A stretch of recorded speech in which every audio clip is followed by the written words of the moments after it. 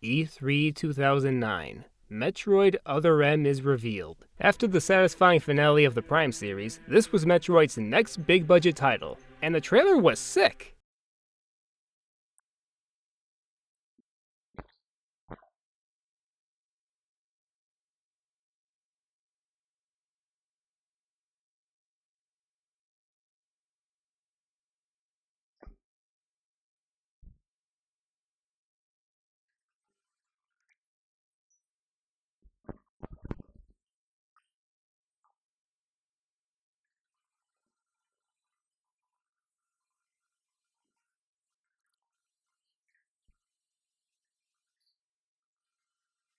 The game's director Yoshio Sakamoto promised a closer look into Samus as a character, since he felt the Prime trilogy was too vague in that department.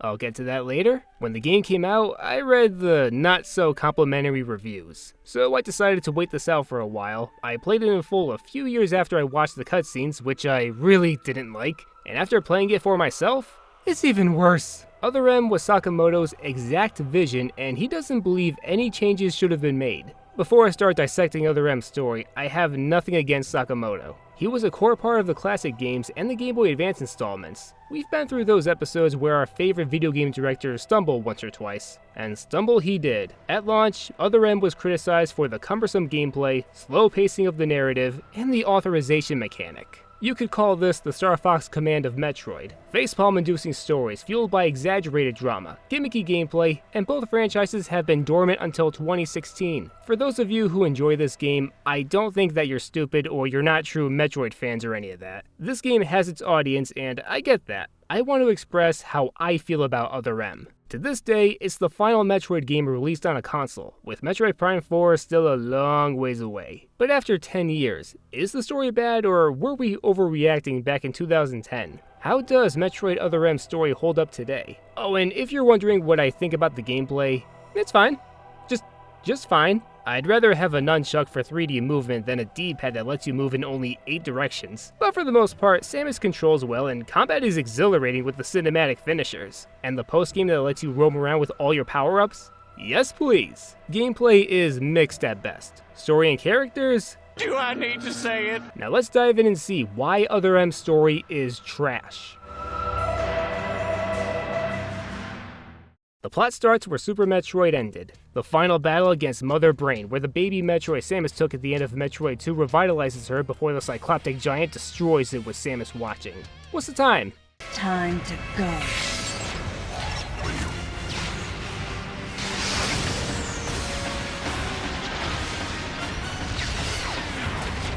Not gonna lie, this is a really cool intro. The 16-bit cutscene upgraded with pre-rendered models and Mother Brain looks fiercer than ever. The major difference here is that in Super Metroid, this moment was triumphant with Samus' theme playing as she obtains the Hyper Beam.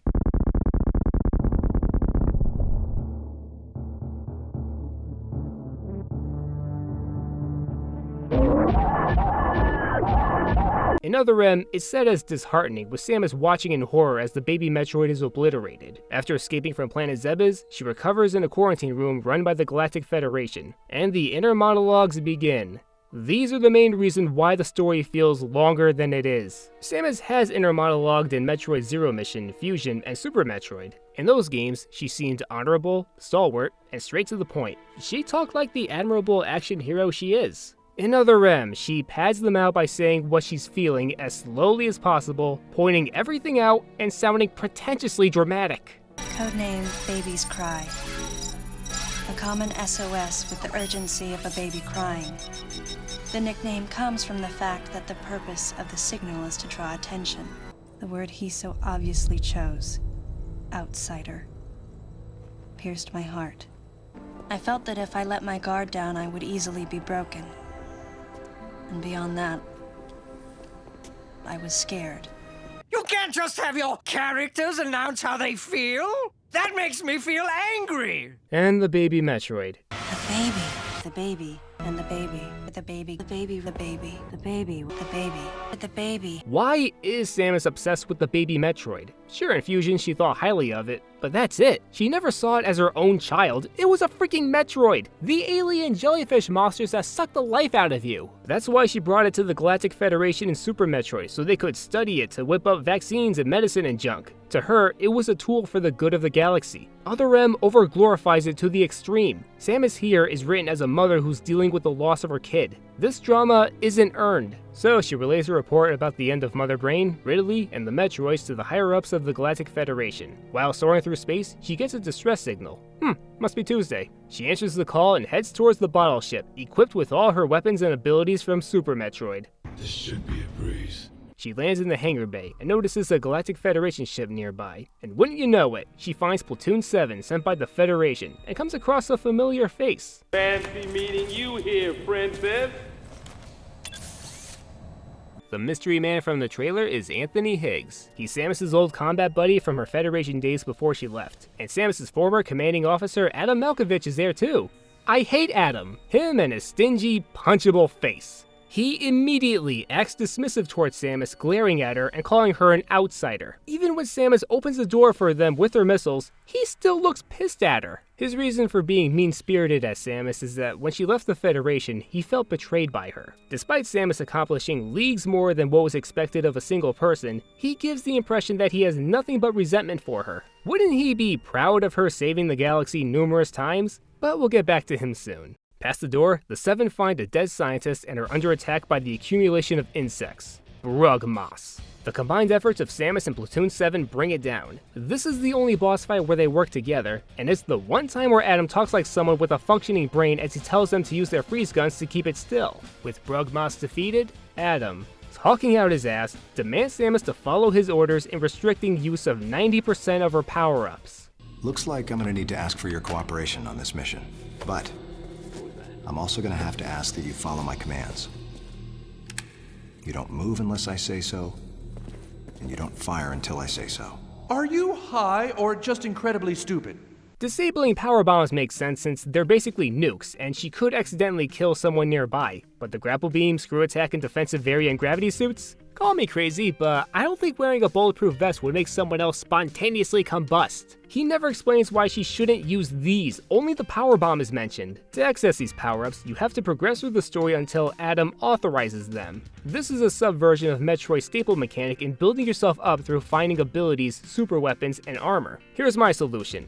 Samus should not have started with her power-ups from Super Metroid. If we can't use them from the get-go, then why have them in the first place? And if Platoon 7's mission is to look for survivors, then why incapacitate Samus like this? Wouldn't it make more sense to let her search the area with every power-up available? Just tell her to ease up on the power bombs, I'm sure she'd understand. After Adam's totally reasonable order, we get a flashback to her life at the Galactic Federation. She always gave the thumbs down during every briefing, and Adam used to say, Any objections, lady?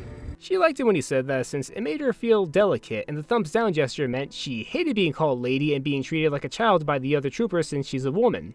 Okay. In Metroid Fusion, it's stated that he said that to her because they trusted each other so well. Samus monologues about her life being hard after her parents died, and Adam being a father figure to this naive young woman. This isn't believable. You can't just say that, visually back it up. Peppy Hare is Fox's father figure, and we see this in action. Peppy gave Fox advice in piloting. He told him how proud he is, and he was willing to sacrifice himself to give him the chance to stop the Aperoids and Star Fox's assault. Peppy is caring, warm, and recognizes Fox as a hero who has surpassed his mentor. Adam isn't like that. Throughout the story, including flashbacks, Adam is always looking down on Samus, like she's an impudent child who will always be a screw-up and could never measure up to a high and mighty decorated general like him. We don't see any genuine chemistry between these two. Samus is telling us to care about Adam, but we don't. Just because the protagonist has respect for someone, that doesn't mean we automatically will. Give us a solid reason to like Adam. And I'd like to add that she doesn't say how her parents died. This will be important soon. Adam commands the platoon to find and escort survivors to safety. This is where the names of the remaining troopers are established: Lyle, Maurice, James, and KG. Adam orders them to do one of the most exasperating horror movie cliches: splitting up.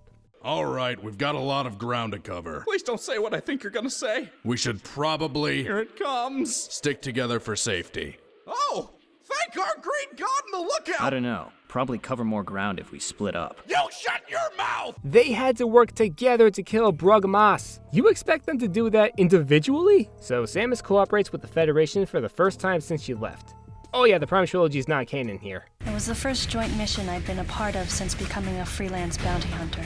Fighting the forces of Phazon led by Dark Samus in Metroid Prime 3? Never happened. Other Rim is set in a timeline where only the original game, 2, Super, this, and Fusion are canon. With the order given, Samus heads to one of the multiple sectors in the ship, like in Metroid Fusion. If you thought she and Adam would chat with each other over comms showcasing their friendship like in Metal Gear Solid, think again. He only talks to her when he needs her to do something. Oh, Adam, you're too much.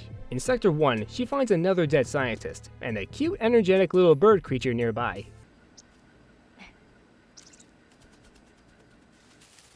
I love you. In the exam center, the platoon, save for Lyle, regroups. As Maurice hacks into the computer, Anthony suggests the rest of the squad investigate the building. This is where Samus discovers an inactive cyborg space pirate with the Federation insignia on it. Maurice digs up some info on the center's computer. Turns out the battleship was meant to facilitate the engineering of bioweapons. They find the name Madeline Bergman on screen, and Anthony recommends looking for her to find some answers. Outside the center, a feathery purple creature attacks the platoon. Samus rushes to their aid, and the monster gets the jump on her. With Samus cornered, Anthony gets the beast off with his plasma beam, and it scurries away. The platoon finds Lyle's corpse, and Samus spots the little birdie's hollow body with its back split open, as if something came out of it. Adam orders Samus to chase the creature in Sector 3.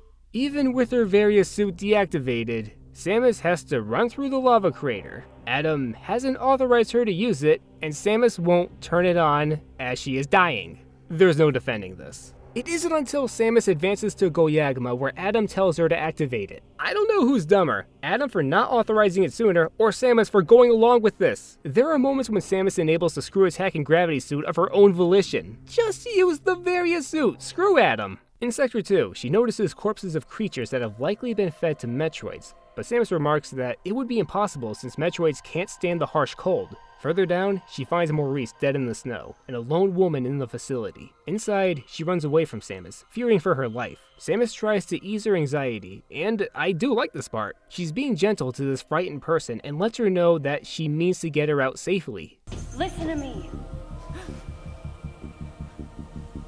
We're here to rescue you. This woman isn't buying it upon her exclamation that the Federation wants to silence all the scientists in the battleship, and that one of the platoon's 7 troopers is killing the others. Said trooper attempts to assassinate the woman and Samus with the RB-176 Pharaoh Crusher. It goes as expected. With the woman and trooper out of her sight, Adam orders Samus to catch the creature in Sector 3. On the way there, Samus names the traitorous trooper as the Deleter. Simultaneously, the Deleter has murdered another trooper. Another reason why the team should not have split up. The Deleter would have been stopped earlier. After saving Anthony from a Raydogian, the two reminisce about the breaking point that led to Samus leaving the Federation. Adam's younger brother Ian was piloting a drive unit connected to a ship containing 300 people. Due to a malfunction, the unit's on the verge of a meltdown. Adam calmly orders the unit to be dispatched with Ian still inside. Adam is the only person who isn't bothered by this. Samus requests the command to save Ian, but Adam doesn't budge. There's still time. I can make it. Please let me go. I mean, that's Ian. That's your little brother out there. We're out of time, sir. Adam, please let me go. You have to trust me. Just give me a chance. Commence drive unit disposal immediately. That's an order. So Ian's unit is unhooked from the ship and he dies in the explosion. I know being a leader means making tough choices, but you don't have to look so heartless about it. We could have had a moment where Adam cries alone in his office to show us that he's human, but being human isn't how Adam rolls. Deeper in the pyrosphere, she sees the creature's husk, confirming that he has evolved from Little Birdie. With Anthony's laser pointing at her, she aims at him, thinking he's the Deleter, but he tells her to move as he's trying to shoot something else, a la Who Framed Roger Rabbit. Samus blows a hole in the wall, releasing the lava flow to illuminate the room, and out of the shadows is... Oh, it's Ridley! Nothing we can't handle, right, Samus? Ridley? Samus? Samus? It's just Ridley.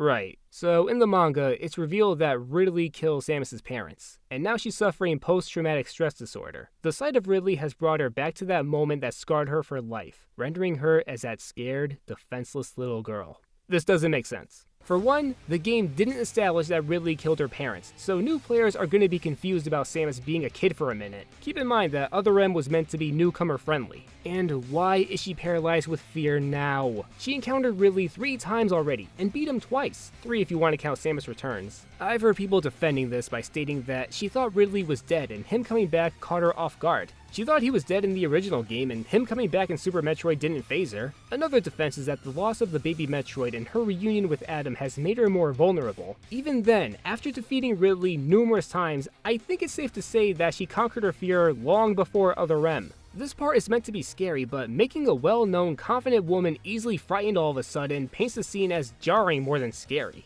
Imagine if Batman was terrified of bats again in The Dark Knight Rises. It's like that. Her being afraid of Ridley could only work if this was a prequel, seeing her parents' killer for the first time since childhood. Other M is the penultimate game in the timeline. So Ridley takes Samus and disables her power suit. Now it's up to Anthony to free her from the dragon's grip.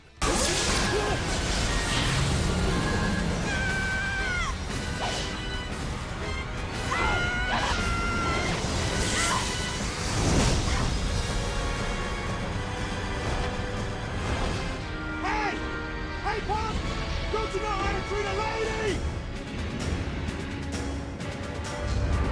Man, you got no style. I think I gotta teach you a lesson about subtlety. Come on!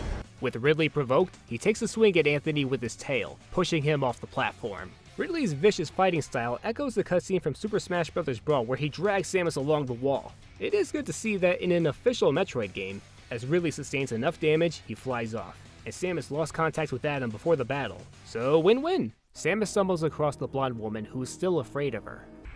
I'm not a member of the Galactic Federation. I came here because I intercepted the distress calls. I'm a bounty hunter. And I know that something is after you. Please, you must believe me.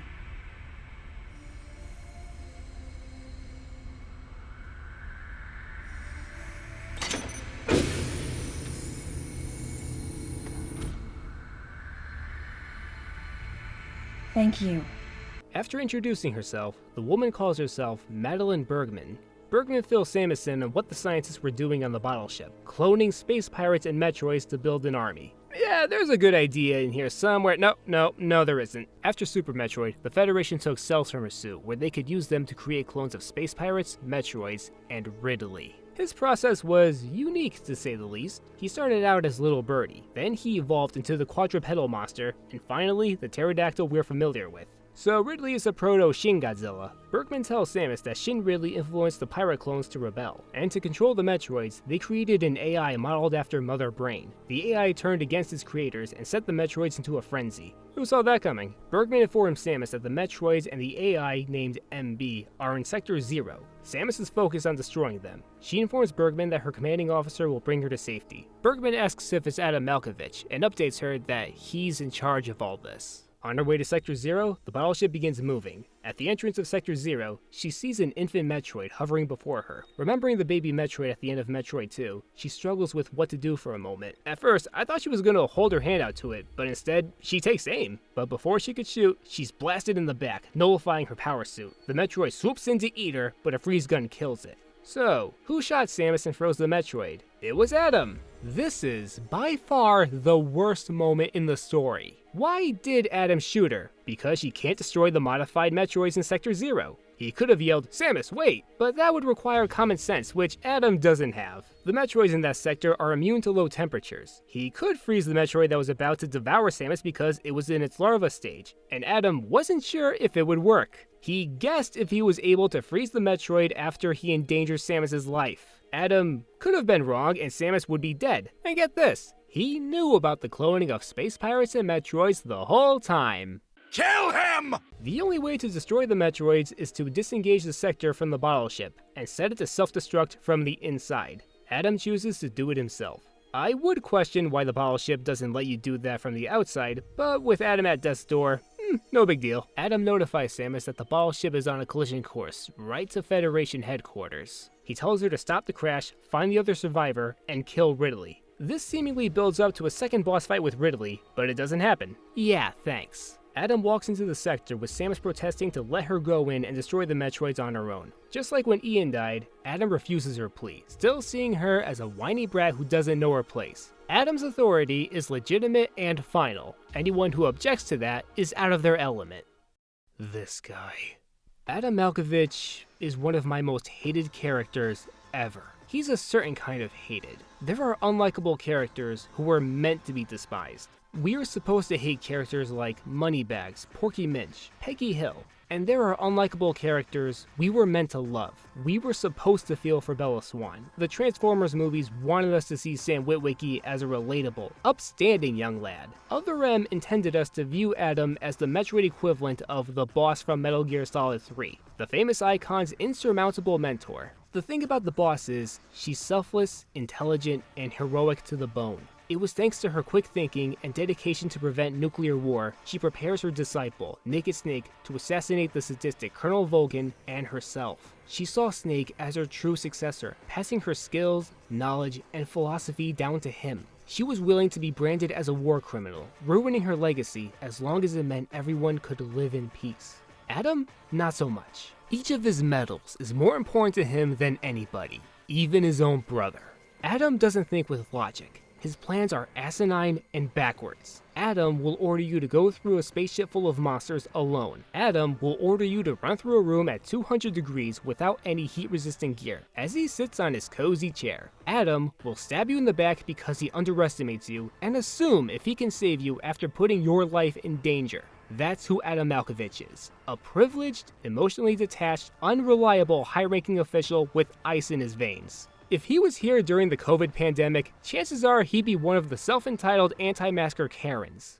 I don't give a Stop having you dumbass motherfucker.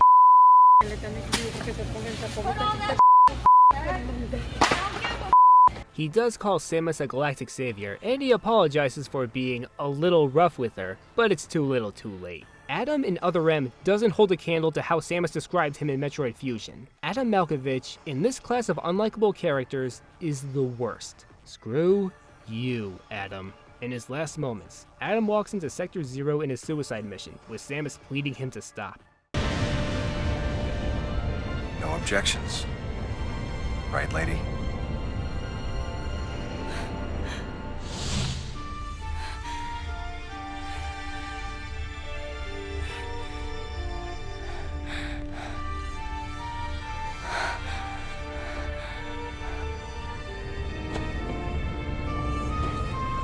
The sector is ejected from the ship and explodes. Bye, Adam! Hope Ian punches your smug face in the afterlife! Elsewhere, the mortally wounded Shin Ridley watches a mysterious behemoth approaching him. Samus finds James's corpse. By the way, he was the deleter. The story never does a dun dun dun reveal. It sorta loses interest near the end. She also finds Ridley dead. He was killed off screen. Yeah, that's much more satisfying than...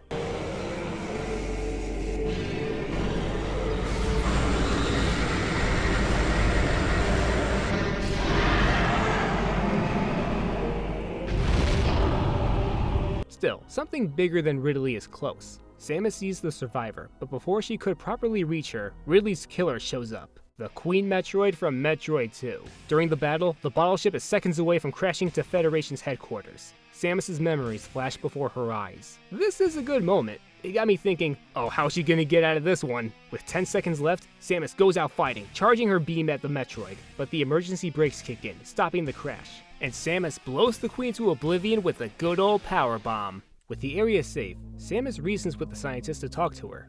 Easy. I won't come any closer until you say so. My name is Samus. I'm an independent bounty hunter. I know the situation here and I know how you must feel. I'm here to secure your safety.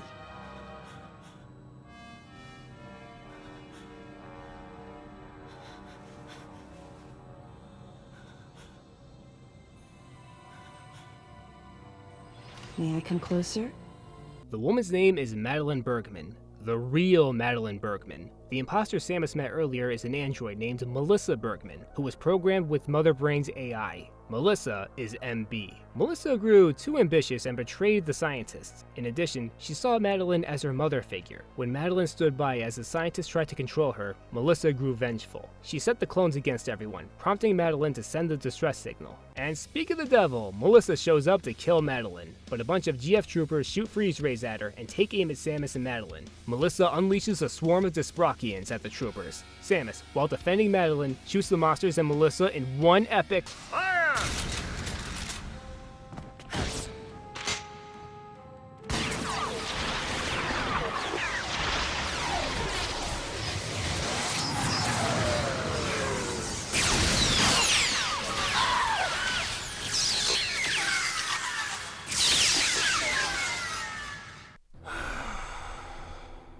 There's no final boss. There is a secret boss, but a final battle before the end credits? Nope. Geez, Phantom Pain much? You know, this game reminds me a lot of Metal Gear Solid 5 The Phantom Pain. Other M is a big budgeted pseudo rehash of Metroid Fusion, not too different from the Phantom Pain following the same beats as Peace Walker. You build an independent army of freelance soldiers. Otacon's father Huey Emmerich designs a Metal Gear that you battle, and the structure of the plot is episodic. In Metroid Fusion, the entire game is set in a multi-section facility owned by the Galactic Federation where Metroid clones are being propagated. Samus is more vocal than usual, inner monologuing and often talking to an AI modeled after Adam Malkovich, who isn't a D-bag here. He's actually likable. And unlike Metroid Fusion, Other M doesn't have a final boss. Melissa goes out General Scale style as this unnamed colonel barges in. For real, he has no name. He is so over-the-top snooty and been there done that, always close to doing an evil laugh. Unfortunate what happened to Commander Malkovich. And to think that his entire unit was annihilated. Truly a tragic day. Would you agree, Aran? Spectacular stunt, my friends. But all for naught. Oh, and he states that transporting Metroids is illegal. Didn't seem problematic in Super Metroid. Anyway, the Colonel tells Samus to piss off and one trooper volunteers to escort her and Madeline out. Time for us to go. Come on, princess. What? Stop right there. Who are you?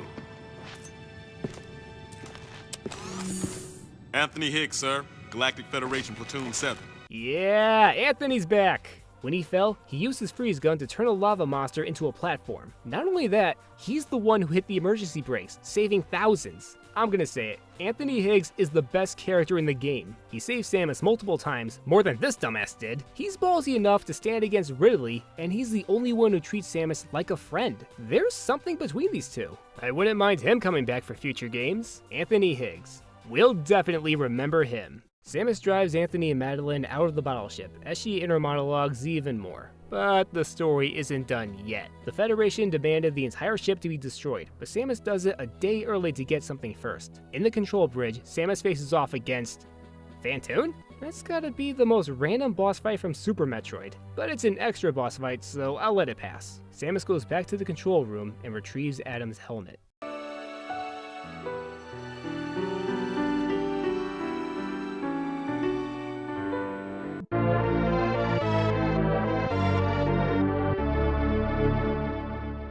The entire facility begins to self-destruct and Samus runs to her ship. She flies off as the entire battleship explodes, making Adam's sacrifice pointless. Sector 0 would have blown up with the rest of the battleship. And so, the arduously padded out story is over.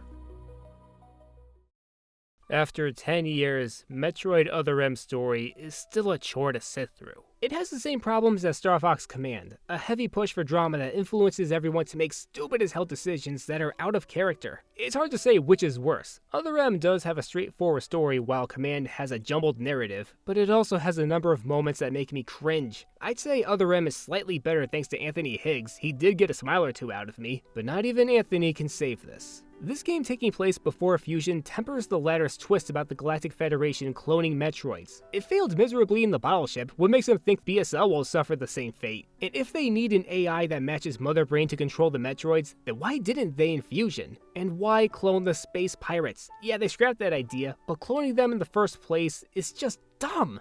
The Federation's already the biggest army in the galaxy. Metroids have practical value, but why the space pirates? And why send a deleter to kill the scientists? It's not like a journalist or someone else on the outside found out what they were doing. Only those involved in the project are aware of it. What egotistical, arrogant dullard orchestrated this? Sir, Samus Aran reported that planet Zebes has been destroyed, with the space pirates and the last Metroid along with it. She is currently being treated in a quarantine center. Destroyed, huh? That's what they want us to think. They've surprised us before, but not if we beat them to the punch. Kif, I have a plan. Oh no. We'll take cells of the space pirates and Metroids from Samus' suit and make clones of them. A mother brain AI would also be made. If there's a chance they'll turn against us, we'll blast them to the far reaches of space with a volunteer initiating the self-destruct sequence inside the sector. Be sure to send in an assassin to kill everyone affiliated, and bring in our best man, the general I promoted. What's his name? Adam Malkovich? Yes, him! This will all come boiling down to a thrilling denouement. Sir, that plan makes no sense. And there's Samus. I've been saving this for the end. Other M's main goal was to flesh Samus out more, make her more three-dimensional. This is the title that's going to make her a real character. That was the intent of the story, but as Movie Bob said, intent and execution are two different things. The context of the story needs to reinforce what the plot was going for. What does Other M say about Samus Aran that the earlier games don't? Well, let's see. She'll blindly follow orders no matter how doltish they are. She's timid enough to be frozen in fear, and she's often distracted. To be fair, I do like it when she talked to the two Bergmans. She's being gallant and polite, and thanks to these cutscenes, this game passed the Bechdel test. We have female characters talking to each other about things not related to men. As for the rest of the story, she's intolerable. An overly melodramatic shell of Samus Aran that frequently narrates her emotions with body language that doesn't correlate with the dialogue because she just stands there. Show us what she's feeling, don't lazily tell us. This doesn't make her more three-dimensional. The theme of motherhood is forcefully prevalent throughout the story. Samus is a supposed mother figure up against an AI copied from Mother Brain. Other M can be rearranged to Mother, the initials spell out Mom, you get the idea. We don't see Samus as an actual mother figure. The 1986 movie Aliens excelled at this.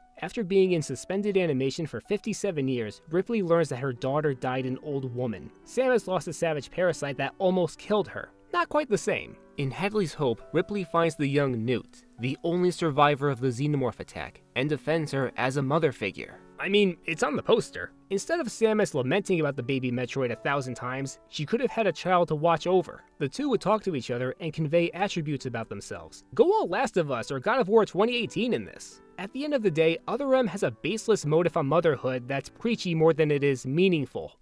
Babies cry. It was as though it was crying specifically for me. Message! And if this game wanted to dig deep into Samus's past, then where are the Chozo? The bird sages that raised and trained Samus after her parents died. They gave her some of their DNA, which lets her turn into a ball a third of her size. And they don't get a single acknowledgement? Adam is my father figure. Yeah, I'm sure these guys wouldn't be hurt by that. Samus is at her worst here. She's one of my favorite heroes in fiction, and it was painful to watch her this way. What Sakamoto overlooked is that Samus was already a fleshed out character before Other M. Each of these games contribute in showing us what kind of person she is. She may be a silent protagonist most of the time, but quiet doesn't equal empty. In Metroid Prime 2, she mourned the deaths of Federation troopers after they were ambushed by the Ing, and she later saves the Luminoth from the Ing all because she's a good Samaritan. She went out of her way going through all that trouble because she wanted to help people. In Metroid Prime 3, her body was infused with Phazon, and she fought off its manipulative powers where other bounty hunters have succumbed to it. Her iron will is that durable. Just the ending of Metroid Prime 1, where she feels remorse for the dead Chozo, has done a better job in fleshing her out than Other M could do with its paragraphs of inner monologuing. If you want a chattier Samus, then play Fusion. In fact, what Other M aims to tackle, Fusion does in spades. And Fusion has a lot more interesting stuff going on in its story. If you're curious to play Other M, I would recommend Fusion instead. You're better off skipping Other M. I hate Other M, but that's not to say I wouldn't want to see Nintendo try another Metroid game that's heavily story-driven. It can work. I mean, the manga is pretty wordy. We can still get the classic-inspired games where Samus is isolated, but a plot-heavy epic that gets Samus and expands the lore of Metroid to awe-inspiring heights? I'll be waiting until the next mission. Thanks for watching. Feel free to comment what you think about Other M's story, or what you would want to see in a future Metroid narrative. And please like and subscribe. Thanks for watching, till next time!